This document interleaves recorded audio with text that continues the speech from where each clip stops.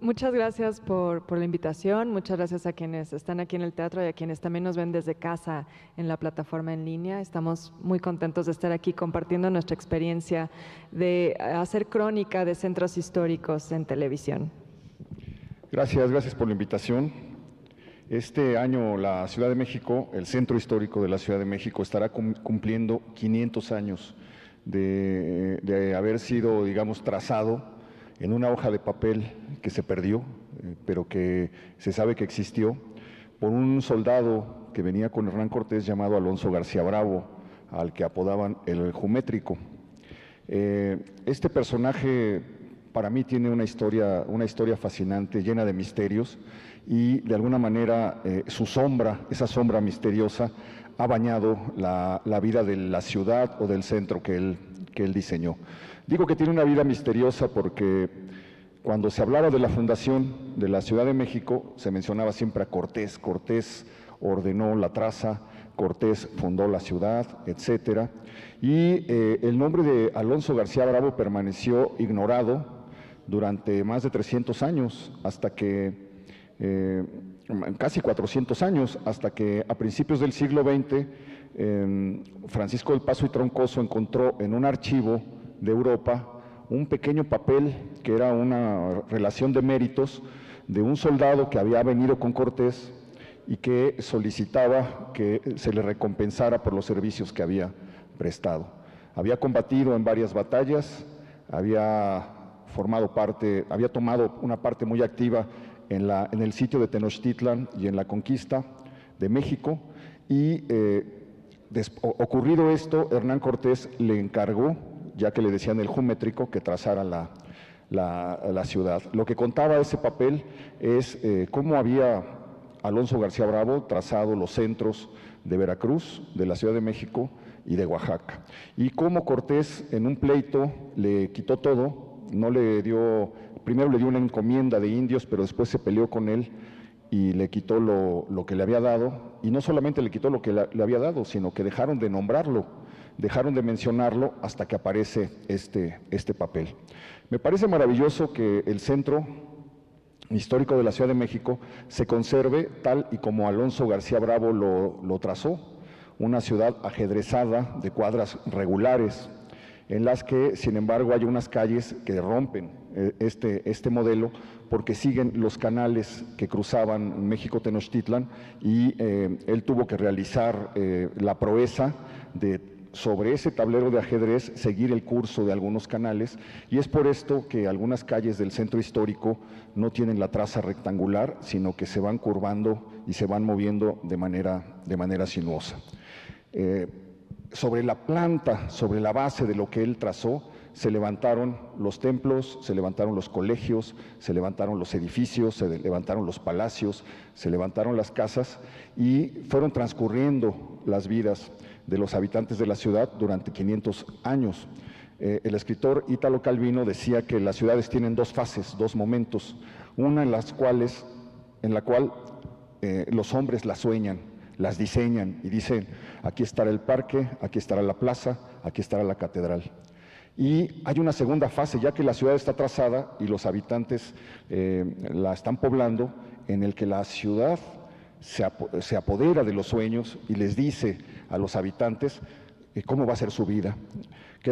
Nuestro destino queda marcado porque la ciudad nos dice: aquí naces, aquí vas a estudiar, por estas calles vas a aprender las cosas elementales de la vida, aquí vas a amar, aquí te vas a enfermar, aquí te vas a morir y aquí te vas a enterrar, aquí te van a enterrar. Entonces, es fascinante la relación entre una ciudad tan antigua como la nuestra, 500 años, con la memoria y con lo que los habitantes van entendiendo de ella. Hubo un tiempo en el que los hombres sabían leer las ciudades.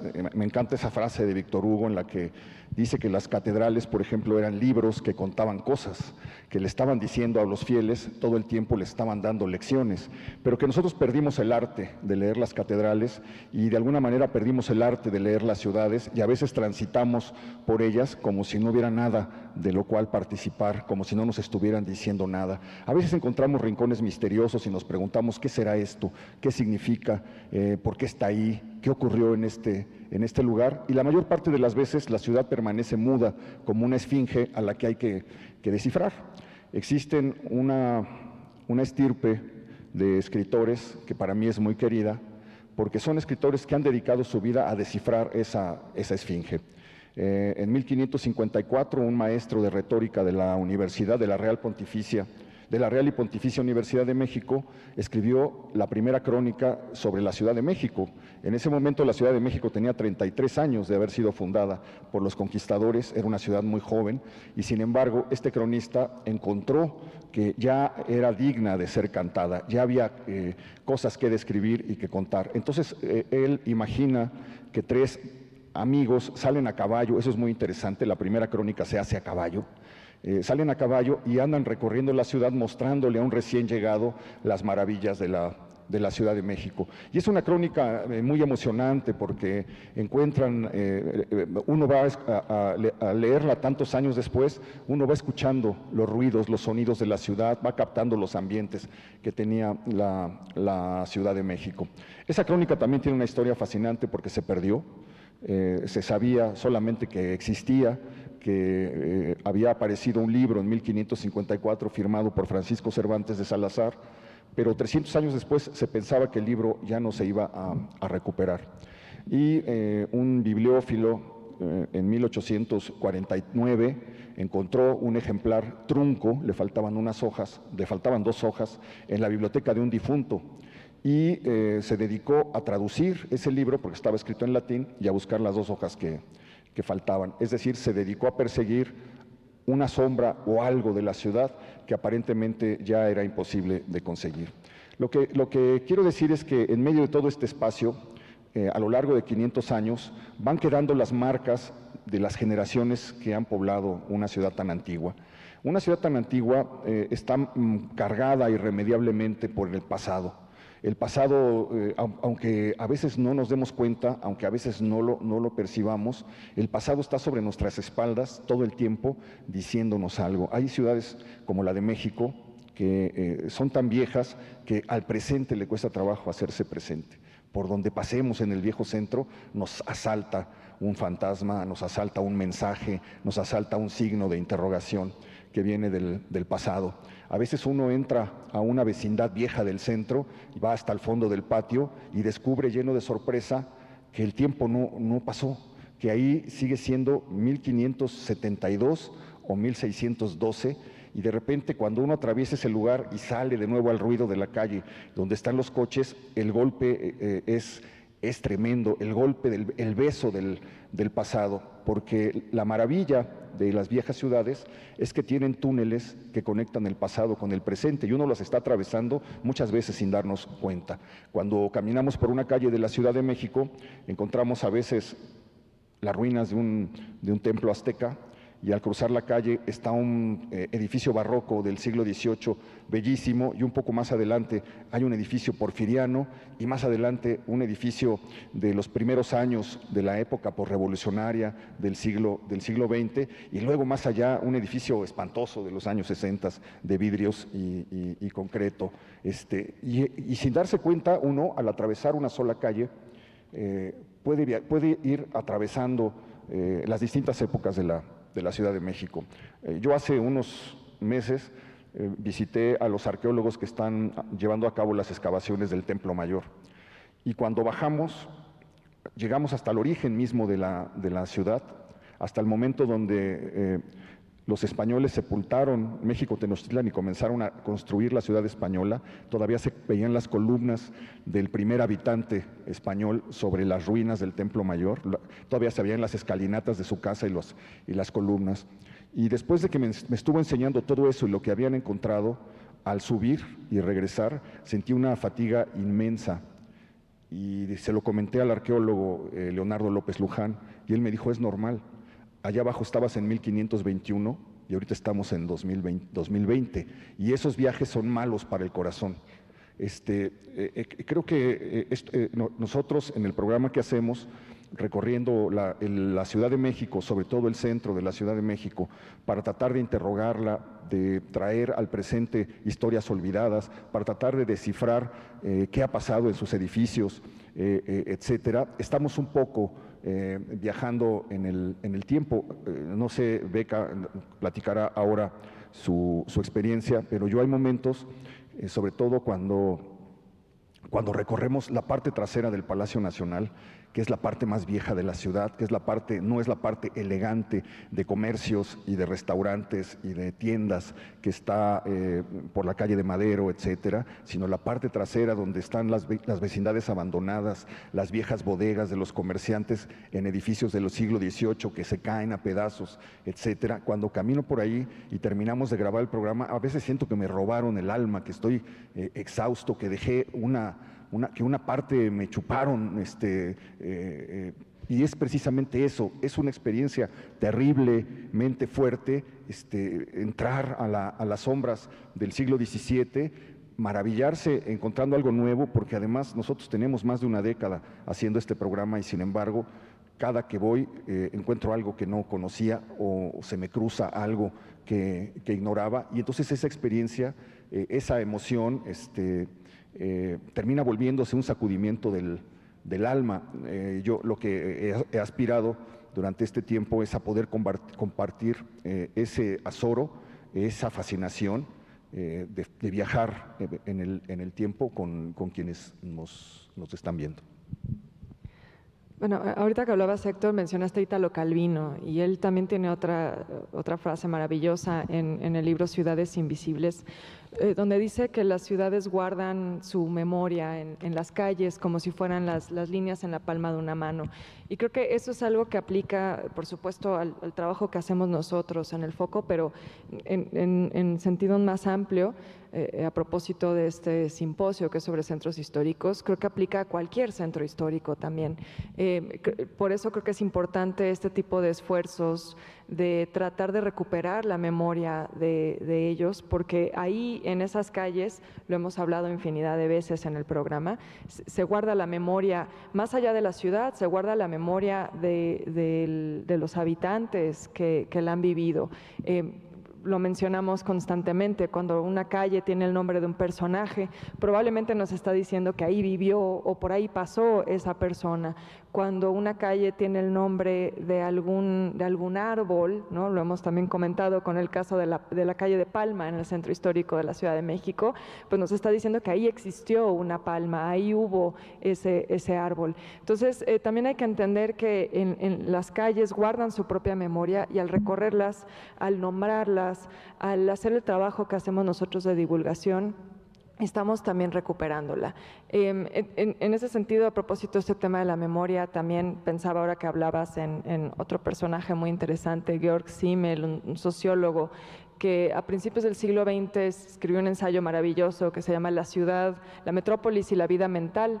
Y ahí él dice que, alemán, sí, él ahí dice que el espacio es donde realmente se guarda la memoria, o sea que nuestra relación con el espacio es lo que nosotros resguardamos siempre en nuestros recuerdos. Y creo que eso también se vuelve muy cierto cuando recorremos centros históricos como el de la Ciudad de México, es en ese espacio donde se ha guardado la memoria, como decíamos, de los habitantes, de los personajes notables, pero de todos nosotros. Todos recordamos una calle por la que pasamos, la calle en la que vivimos, la casa en la que vivimos. Todo eso se queda siempre guardado en nuestra memoria y por eso es importante que recorramos el espacio, pero lo recorremos con esta mirada que siempre se está preguntando, como decía Héctor, ¿por qué hubo ahí? ¿Por qué esto está hecho de esta manera? Y en ese sentido la experiencia de hacer crónica en las calles de la ciudad es realmente fascinante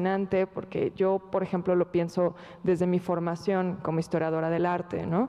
Los historiadores del arte nos ocupamos de un edificio y hablamos de sus características y de su arquitecto, de la época en la que se construyó, pero cuando estás en la calle te das cuenta que ese edificio que quizá es del siglo XVIII que has estado estudiando, como decías, está al lado de otro edificio de los años 60, o debajo de él hay un templo mexica, o a un lado hay un edificio del siglo XIX, y entonces de pronto te das cuenta que en la calle hay una simultaneidad histórica, hay una simultaneidad de tiempos que de pronto no se puede contar si no estás ahí, si no estás físicamente en ese espacio. Hay contrastes, hay yuxtaposiciones, hay diálogos que a veces los historiadores perdemos de vista cuando solamente pensamos en documentos o pensamos en libros. Queremos contar la historia de una forma lineal, ¿no? Decimos, aquí estaba México Tenochtitlán, y luego fue la conquista, y luego vino las remodelaciones de la ciudad del siglo XVIII, y luego llegó Porfirio Díaz en el XIX. Pero la historia en el espacio no es lineal. Cuando estás ahí en la calle, estás viendo todo al mismo tiempo. Y creo que eso es una cuestión que es realmente increíble del trabajo que hemos podido hacer en el programa, es que podemos contar todas esas historias a la vez, que en otro formato no sería posible. Y creo que eso es algo que la crónica también vuelve realmente interesante, que da vida a, como decías, a distintos tiempos en un solo momento. Decía Walter Benjamin, perderse en una ciudad como quien se pierde en un bosque. Creo que todos tenemos una relación única con la ciudad, y más cuando es una ciudad tan antigua. Hace unos años un amigo arqueólogo estaba trabajando en la restauración de la casa donde estuvo la primera imprenta que llegó a América, la primera imprenta de Juan Pablo, donde salió el primer libro en 1539 que se imprimió en México. Y este arqueólogo tuvo la fortuna de entrar a quitar los niveles del piso para tratar de llegar al fondo, al origen de una sola casa. Y entonces pues quitaron unos azulejos, unas losetas que habían puesto en el siglo XX, las levantaron y comenzaron a ir hacia abajo.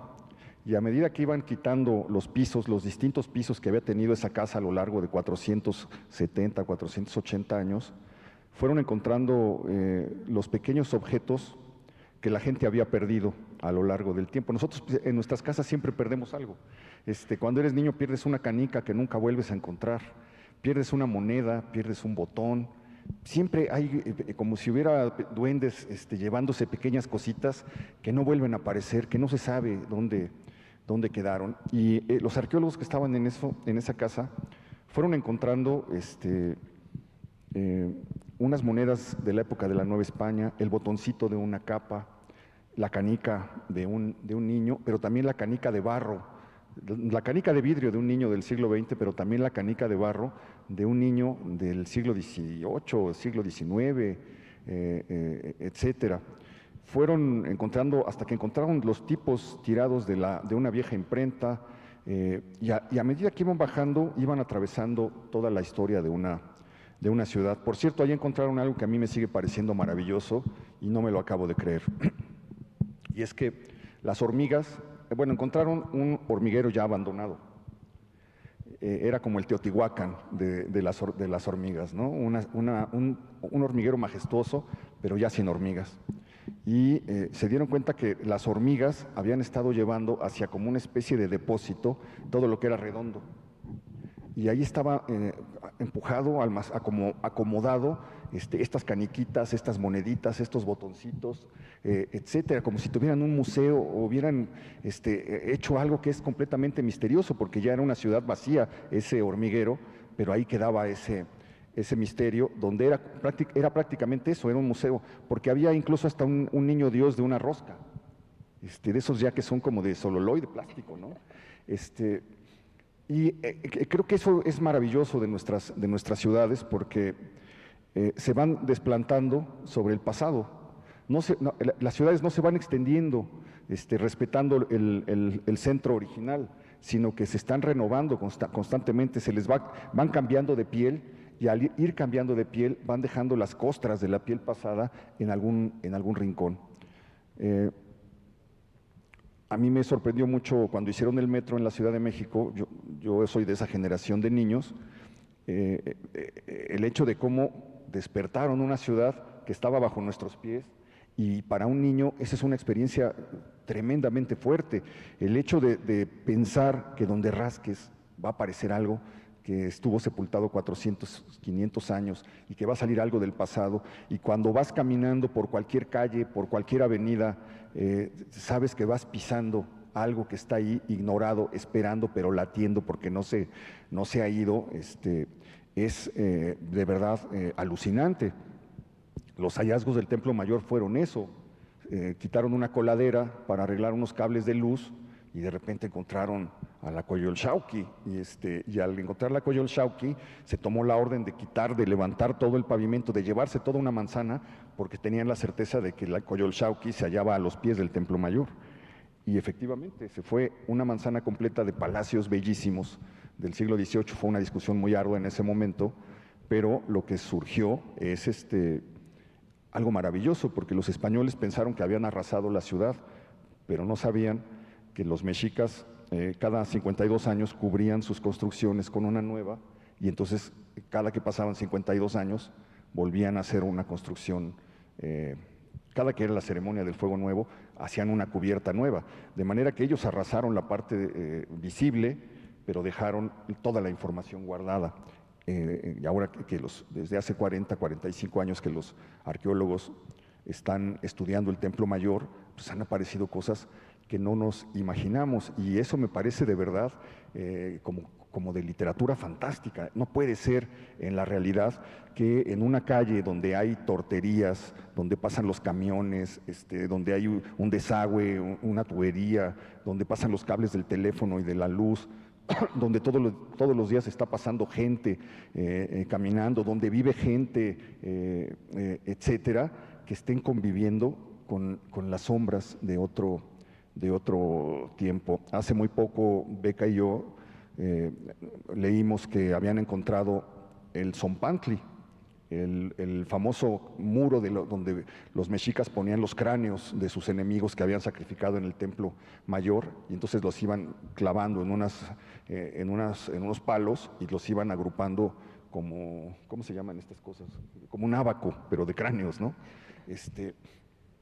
Supimos eso, pedimos permiso para que nos dejaran meter las cámaras y llegamos a ese lugar, y a mí me sorprendió porque pensé, se veía el Zompantli abajo, es decir, habían excavado como 2 metros, teníamos que bajar para verlo, pero se veía arriba el piso del primer español que vivió arriba del Zompantli, y luego las otras casas, las otras construcciones que se fueron haciendo, los pisos que se fueron añadiendo, porque hay que recordar que la Ciudad de México se hunde por el subsuelo y porque estaba rodeada de lagos y por las condiciones del subsuelo. Entonces le tenían que poner pisos arriba cada que iban pasando los siglos, de manera que había una acumulación de pisos.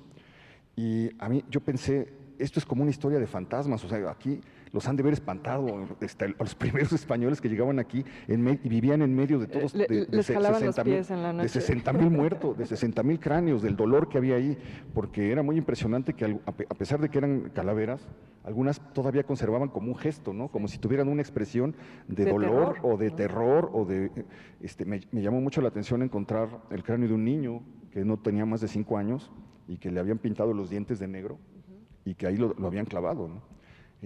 Y entonces, pues uno puede soñar, puede imaginar. Yo creo que para una exploración literaria, una ciudad como la de México es fantástica, porque uno puede decir, bueno, vamos a imaginarnos qué pasó aquí 100 años después de que taparon el Zompantli, y la gente vivía sin saber que estaba pisando todo ese dolor y todo ese sufrimiento y toda esa muerte. Es como para hacer un relato de fantasmas. Y el centro tiene mucho eso, ¿no? Pues Aura, ¿no? Yo creo que por eso Aura, al menos para mí, es la novela que mejor retrata la experiencia de estar en el centro histórico y de cómo, como dices, al atravesar una puerta de pronto estás conviviendo con fantasmas. Esto del Zompantli creo que ha sido de las experiencias más alucinantes que he tenido en la vida, ¿no? Y creo que cuando cobras conciencia de lo que hay ahí, es realmente increíble. Como dices, esta ciudad que se ha ido construyendo en capas y que no piensas mucho en ello, ¿no? Cuántas veces quienes somos de la Ciudad de México caminamos por la calle de Guatemala sin pensar que debajo de nuestros pies está el famosísimo muro de cráneos que fue narrado en las crónicas de Andrés de Tapia, por ejemplo.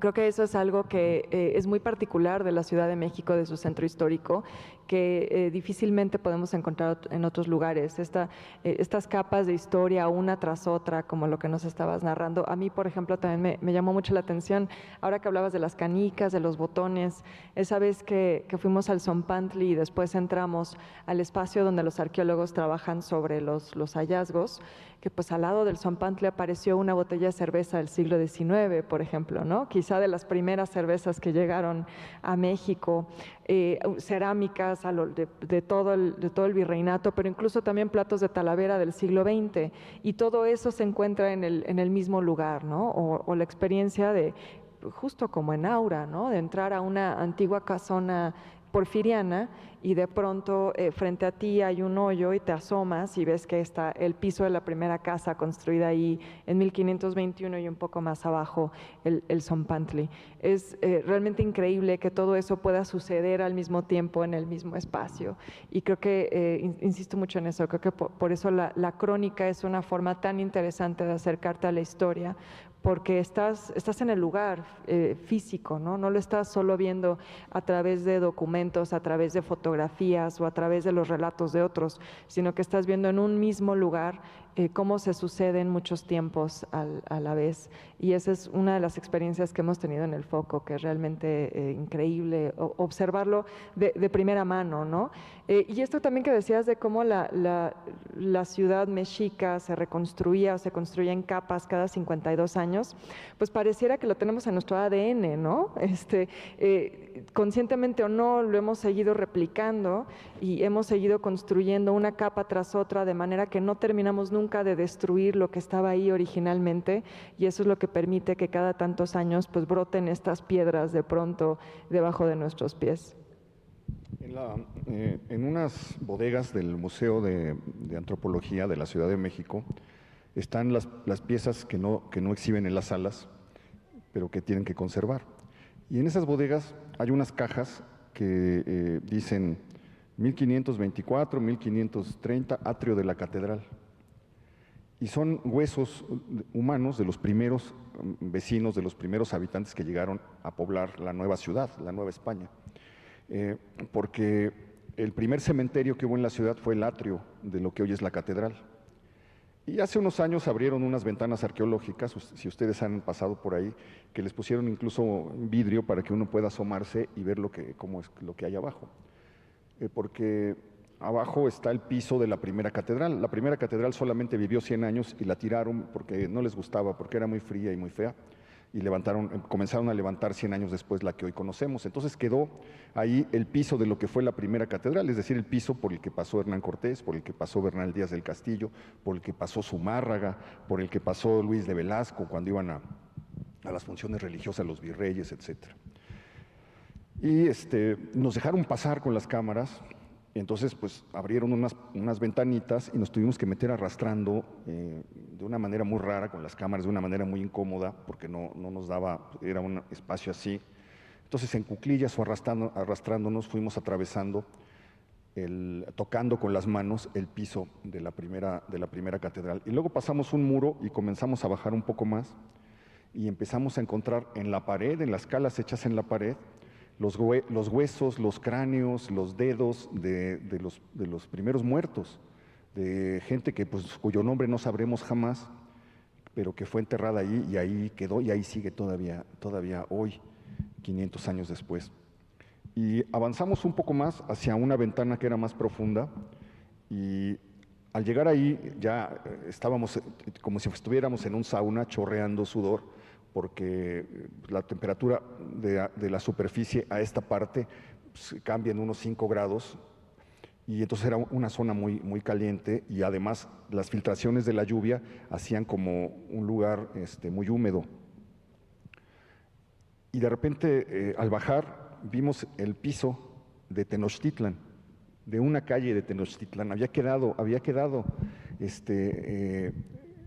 el piso de lajas por donde caminaba la gente que pasaba por esa zona de esta ciudad que no nos imaginaremos, que no nos podemos imaginar cómo cómo es. A mí me encanta echar mano de la cita de Bernal Díaz del Castillo de cuando venían caminando por primera vez por lo que hoy es la calzada de Tlalpan, venían de Iztapalapa los conquistadores y vieron a lo lejos la ciudad. Y vieron la ciudad, que era una ciudad que parecía que estaba flotando sobre el agua, bajo un cielo inusitadamente azul, escoltada por los dos volcanes y el cerco azul de los cerros, del Ajusco y de todo esto. Y entonces comienzan a caminar y ven pues una ciudad blanca y roja flotando sobre los lagos, y a medida que se acercan ven una muchedumbre caminando y alcanzan a ver que sale humo de algunos templos que están en lo alto de lo que le llamamos las pirámides. Y entonces Bernal dice que muchos de ellos habían estado en todos los lugares del mundo, habían estado en guerras en Italia, en Flandes, habían ido a África. Y dice, y sin embargo, nunca habíamos visto algo así.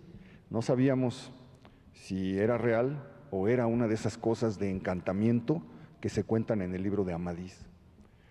Una cosa fantástica que de algún modo muchos viajeros después volvieron a vivir. Al momento de entrar a la ciudad tenían la impresión de que estaban entrando en un sueño, pues alguien puso la ciudad de los palacios.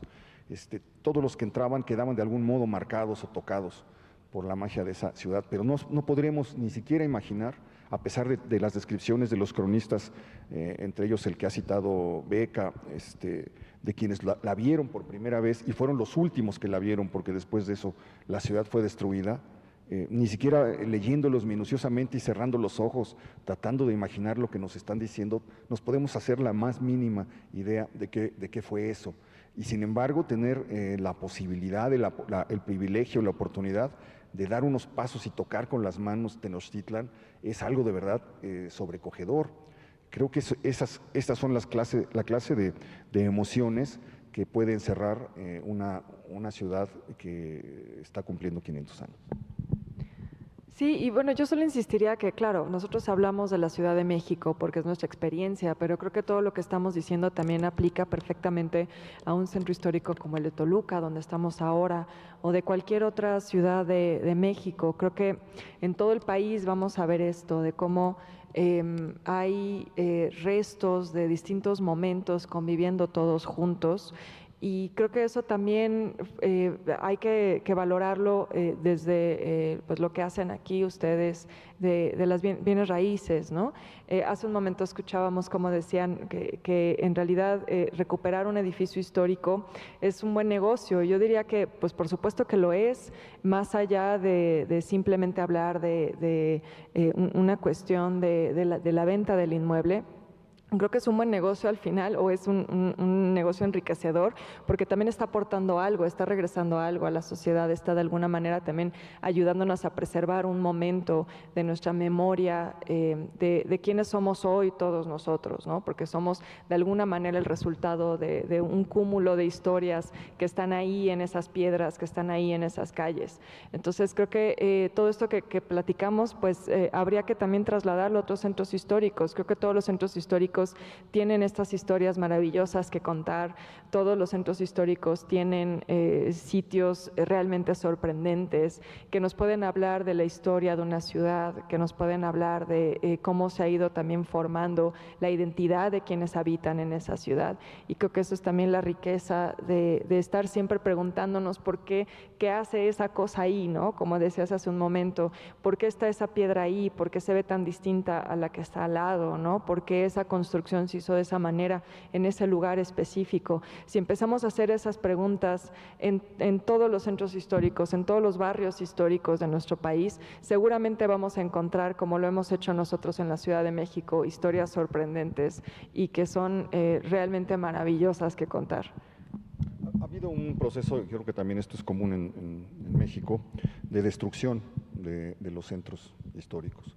Un proceso de destrucción a lo largo de la historia y por diversos motivos y por diversas razones. Por ejemplo, en el caso de la Ciudad de México, todo se perdió por razones naturales. El pasado desapareció en terremotos y en inundaciones. Todo lo del siglo XVII, del siglo XVI no queda prácticamente nada en la Ciudad de México. Del siglo XVII quedan unos cuantos edificios. Y de la primera mitad del siglo XVIII queda muy poco también, más bien lo que nosotros conocemos como el centro son los edificios que levantaron en el último tercio del siglo XVIII, ya al borde de la Guerra de Independencia. Y en un momento en el que estaba en su esplendor el barroco. Entonces sembraron una ciudad barroca, pero eso terminó muy pronto. Y llegó un nuevo gusto, que era el gusto neoclásico, que se dedicó a destruir el barroco para implantar un nuevo modelo arquitectónico, estético, etcétera. Comentábamos hace unos días cómo el arquitecto Lorenzo de la Hidalga, para hacer la remodelación de un templo, les cobró más barato, pero les dijo, me dejan llevarme todos los retablos y todos los santos que están ahí, y entonces pues, los quitó y puso este estilo neoclásico que es muy frío y muy desnudo, que contrasta terriblemente con la exuberancia barroca, ¿no? Y entonces, pues quién sabe a dónde se los llevó, quién sabe qué hizo, los vendió, se pierde en la noche de los tiempos de eso. Y luego, pues está el gusto neoclásico en el momento en el que viene la independencia. Y entonces el país se mete en una guerra tremenda, donde lo primero es borrar todo vestigio del pasado español. Y esto hace que muchas cosas que procedían de los 300 años de dominación fueran destruidas, demolidas, derribadas, despreciadas. Pasa la Reforma, donde, bueno, pues en la Ciudad de México tiran la mitad de los conventos que había con los templos y las capillas y los colegios religiosos, etcétera, pues todo eso es derribado y todo el arte que lo poblaba se pierde, se revende, se lo roban, etcétera.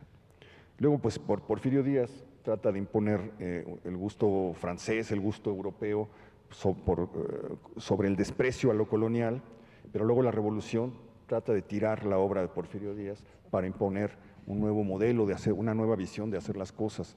Y como decía Beca, pues así no la llevamos, ahora cada sexenio tira lo que hizo el anterior. Y en esa carrera enloquecida nos tomó mucho tiempo y mucho trabajo cobrar conciencia de que esos edificios habían atravesado los siglos para llegar hasta nosotros y que eran responsabilidad nuestra. Tener esa conciencia le costó a México muchísima destrucción, en parte pues por guerras ideológicas de odio, en parte por guerras estéticas, en parte por desidia, en parte por voracidad, porque no te decían, pues ¿para qué quiero aquí este palacio de Tezontle y de Canteras si puedo hacer un edificio de departamentos y me hago millonario vendiéndolos? Y no había o las reglamentaciones, como siempre en México, pues eran pasadas por alto, eran violadas, todo se arreglaba con dinero, con una mordida, etcétera. Y entonces realmente, a pesar de que el centro histórico de la Ciudad de México es muy grande, es poco lo que queda en pie de lo que fue. Y cuando uno camina, siempre añora y se pregunta con indignación, ¿cómo sería esto si lo hubiéramos rescatado? ¿Y cómo puede ser si rescatamos lo poco que queda? Porque, como les digo, uno camina por calles enteras donde ve edificios apuntalados con vigas que están a punto de caerse y que tienen verdaderos tesoros y maravillas, tanto en sus fachadas como en su interior, ¿no? Sí, justo es como, no recuerdo si es José Joaquín Blanco o Gonzalo Celorio que escriben en algún momento un ensayo sobre la Ciudad de México en el que mencionan esto, que como los mexicas pareciera que nosotros cada 52 años queremos destruir nuestra ciudad y construir una nueva encima. Como decía hace un momento, parece que lo tenemos en el ADN, ¿no? Es esta idea de querer siempre estar renovando y renovando y renovando. Y bueno, creo que ahí ya entramos como en un tema más complejo, que no es realmente lo que hacemos en el programa, pero creo que es una reflexión que vale la pena, y es pues cómo lograr este balance en el que sigues resolviendo las necesidades, las circunstancias cotidianas de una ciudad que está poblada por habitantes vivos, sin, digamos, dejar de respetar esa ciudad que nos legaron los muertos, ¿no? ¿Cómo pones eso en una balanza?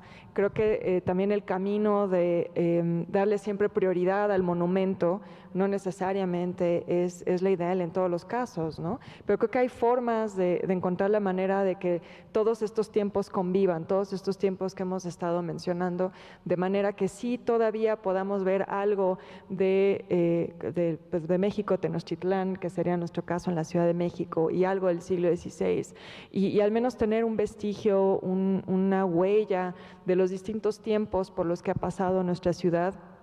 Pero creo que sí, siempre sin perder de vista que pues las ciudades tienen que ser para los vivos, ¿no? No podemos simplemente pensar en ciudades de monumentos que rinden homenaje a los muertos. Creo que ese es como un poco el equilibrio que en México todavía creo que no hemos logrado encontrar, pero sin duda ese debe ser el camino, creo. Bueno, yo creo que Europa entera vive de sus muertos. El gran atractivo de Europa son sus zonas vivas, desde luego, pero el gran atractivo, el atractivo central de cualquier país de Europa es su pasado y cómo lo conservan.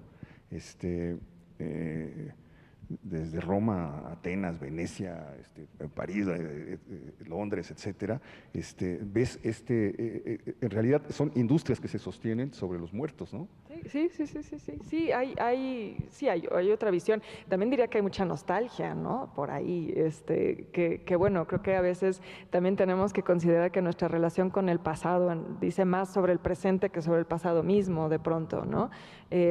Digo, ya no para meternos en como muchos temas escabrosos políticos, pero yo diría que mucho también de lo que vemos en Europa, el Brexit, por ejemplo, es una nostalgia por el imperio que fueron, ¿no? Es también una forma de vivir en el pasado que creo que a veces también tenemos que ver con una mirada crítica, pero sin duda creo que, como dices, la recuperación de ese pasado o la restauración de ese pasado, la conservación, pues puede ser algo realmente de lo que una ciudad puede vivir, y es lo que mencionaban en la plática anterior, ¿no?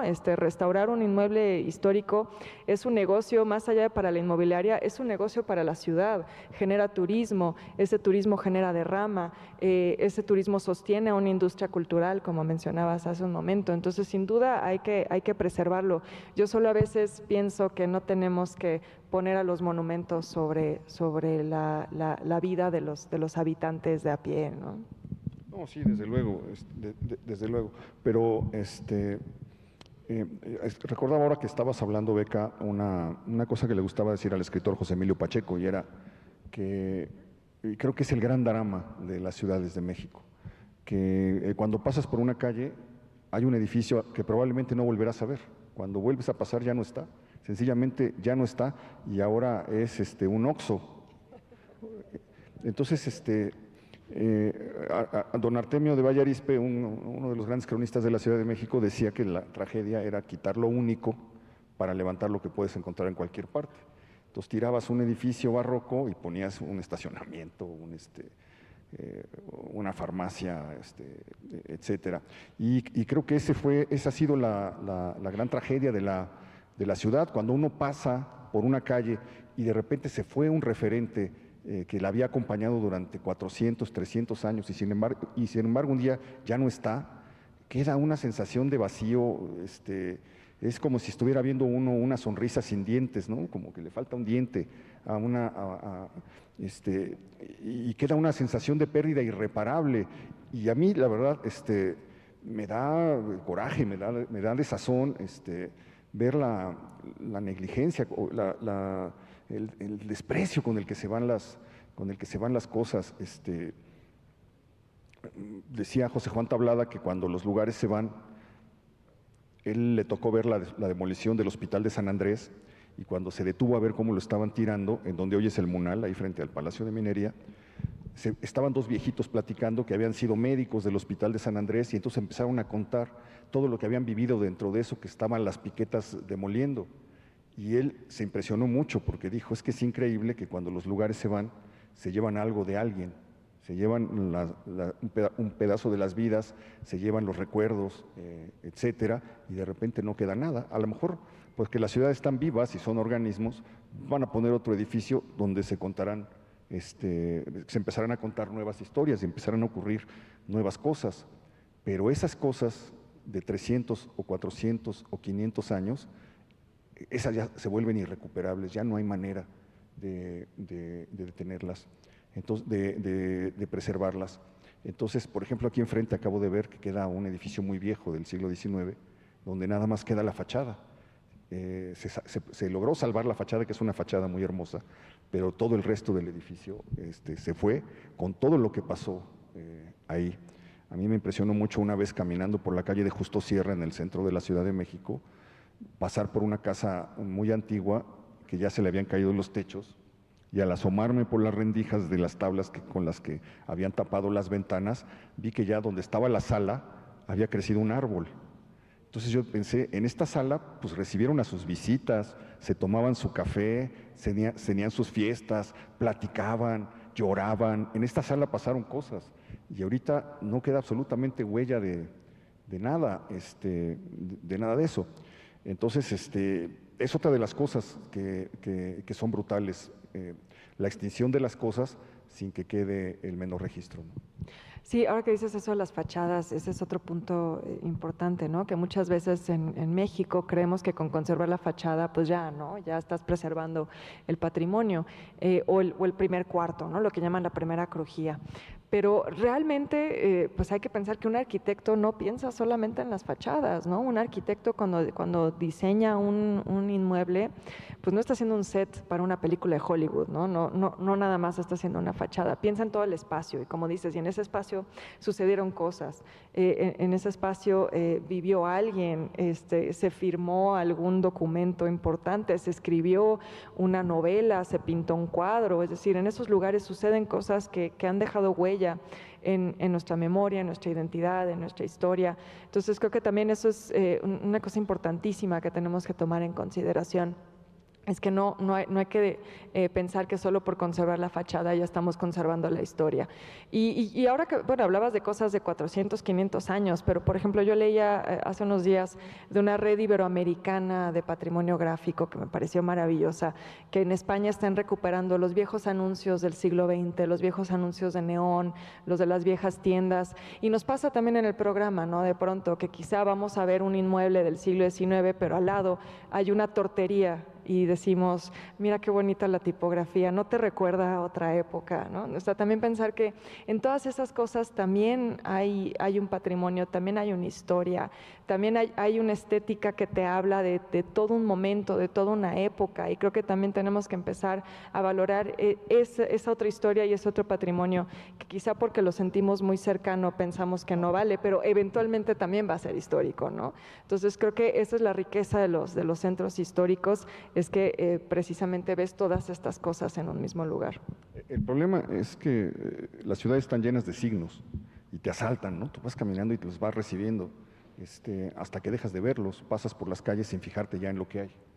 Y creo que el hecho de tomar conciencia de qué se trata cada espacio, de qué se trata cada edificio, de qué se trata cada lugar, te vuelve inevitablemente el defensor de un espacio así, porque cuando tú ya sabes que ahí ocurrió algo, lo que haya sido, es más difícil que dejes que se vaya.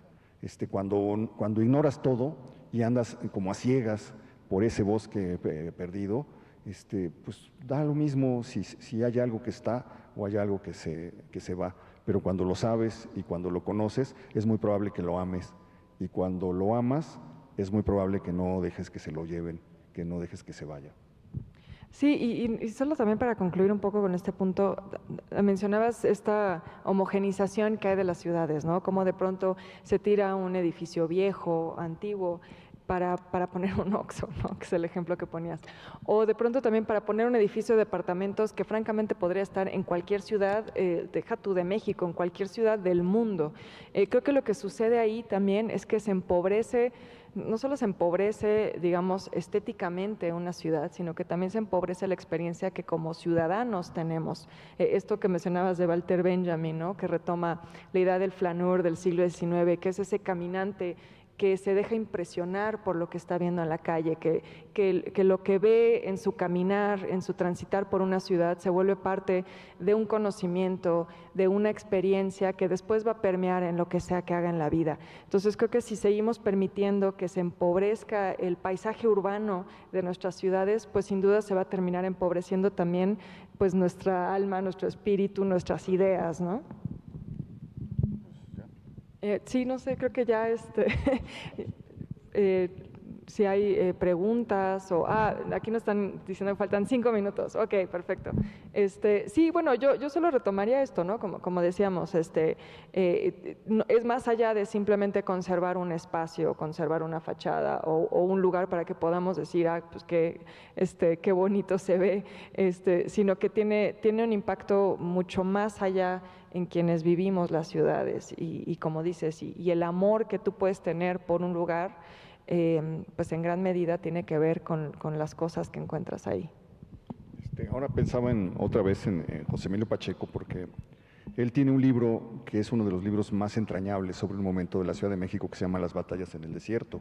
Es un libro por el que desfila la colonia Roma de finales de 1940, por ahí por 1948, 1949, y porque él vivió en la colonia Roma, aprendió a caminar en la Plaza Luis Cabrera, las primeras experiencias de su vida ocurrieron en ese lugar, y él vivía en la calle de Guanajuato, de Zacatecas, no recuerdo bien, y un día decidió ir a ver el lugar donde había crecido, donde había pasado su niñez, y ya no lo encontró.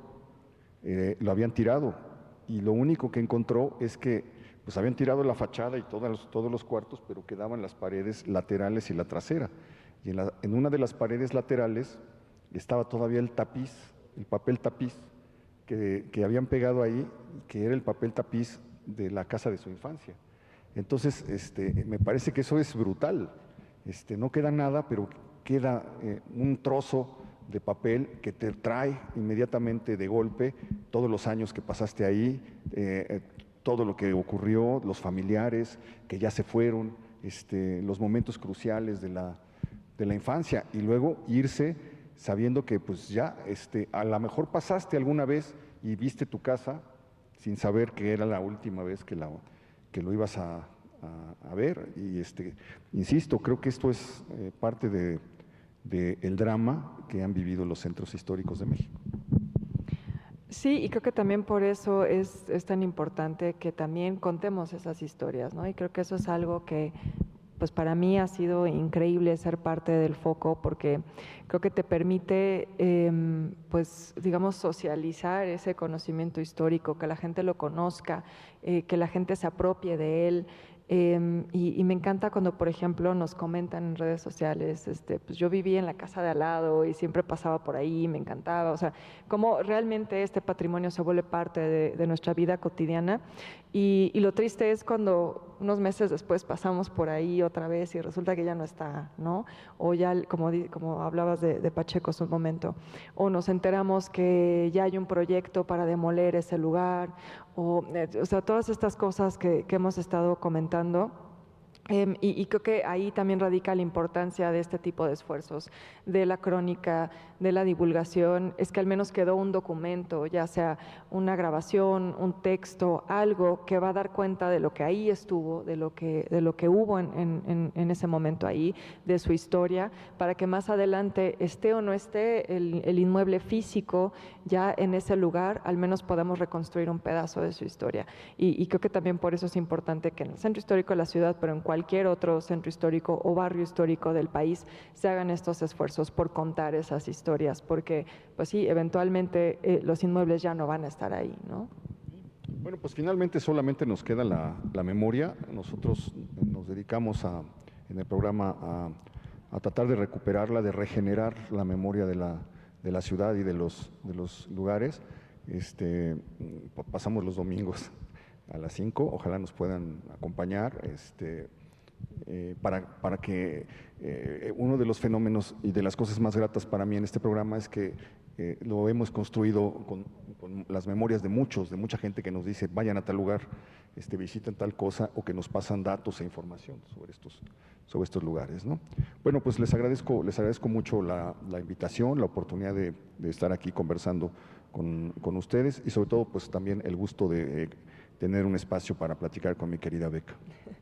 Sí, muchas gracias, Héctor, y muchas gracias por la invitación y también por su preocupación por hablar de este tema tan importante que son los centros históricos. A mí me parece muy alentador que desde una asociación de bienes raíces se esté poniendo, se esté resaltando la importancia de hablar de estos temas, de los centros históricos, de la gentrificación. Creo que necesitamos que las bienes raíces también vayan de la mano del trabajo que estamos haciendo historiadores, cronistas y protectores de patrimonio en general. Entonces también les agradezco mucho el esfuerzo y el trabajo que están haciendo.